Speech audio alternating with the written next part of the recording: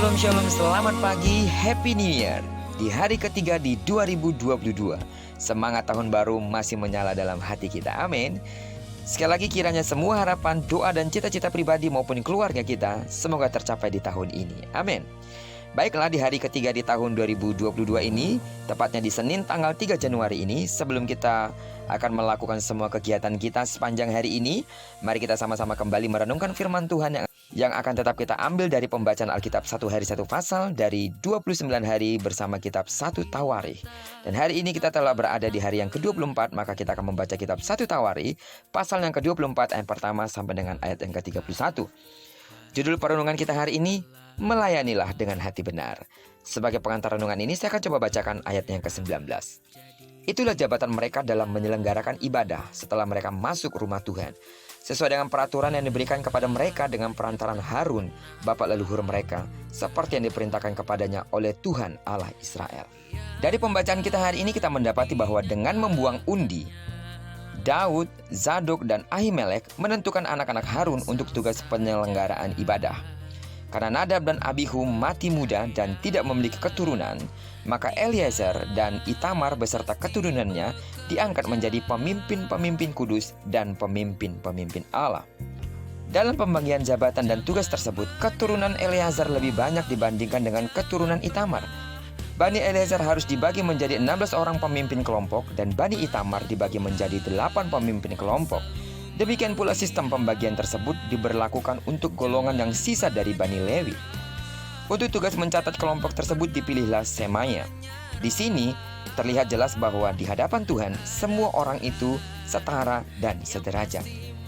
Sistem pengaturan tentang para pemimpin yang melayani ibadah dalam bait suci bukan kemauan Daud melainkan kehendak Tuhan. Itu sebabnya metode penetapannya berdasarkan undian sehingga hasil akhirnya dapat diterima oleh semua pihak. Dipilih atau tidak bukan masalah suka atau tidak suka, sebab di balik semuanya ini Tuhan sebagai hakim yang membuat keputusan. Sidang jemaat Tuhan yang saya kasih dalam nama Tuhan Yesus, jabatan sebagai pemimpin dalam pelayanan merupakan tugas yang berat dan tidak dapat dipandang remeh, bukan? Sebab mereka bertanggung jawab kepada Tuhan.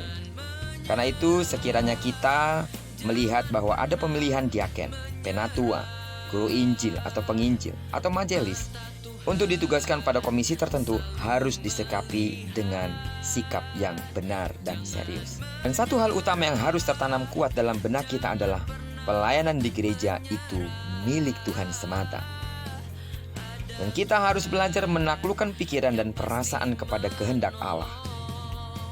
Dan apapun yang ditentukan Tuhan dan siapapun yang ditentukan Tuhan dalam pelayanan-pelayanan di gereja, percayalah, melalui gembala sidang, melalui hamba Tuhan, mereka adalah orang-orang yang telah ditetapkan oleh Allah. Dan bagi saudara yang mendapatkan tawaran atau mendapatkan kesempatan untuk melayani, percayalah, itu bukan karena kehendak dan keinginan manusiawi gembala atau pendeta, tapi itu adalah rencana Tuhan dan panggilan Tuhan atas hidupmu. Karena itu jangan pernah buang kesempatan yang diberikan Tuhan bagi hidupmu untuk melayani Tuhan. Ambil bagian di dalamnya dan lihatlah, Tuhan sangat menghargakan saudara untuk terlibat dalam proyek sorgawinya. Diberkatilah kita semua. Biarlah kiranya perenungan kita hari ini mengingatkan kita satu hal, bahwa setiap kita yang mengambil bagian dalam pelayanan di gereja adalah sesuatu yang istimewa yang telah diberikan Tuhan bagi kita. Karena itu ambil bagian di dalamnya dan lakukan dengan sungguh-sungguh, dengan cara takut akan Tuhan, dan lakukan semuanya dengan segenap hatimu sebagai bukti saudara mengasihi Dia. Diberkatilah kita sepanjang hari ini dan digenapi firman yang berjanji bahwa apa yang dikerjakan tangan kanan dan tangan kiri kita dibuatnya berhasil. Kemanapun kaki kanan dan kaki kiri kita melangkah, di sana kemuliaan Tuhan akan dinyatakan. Doaku, kemanapun saudara pergi dan melangkahkan kaki kanan dan kaki kirimu, di sana kemuliaan Tuhan akan dinyatakan. Diberkatilah kita bersama dengan orang-orang yang kita kasih, serta bersama dengan orang-orang yang kita cintai dimanapun mereka berada. Terpujilah nama Tuhan. Shalom.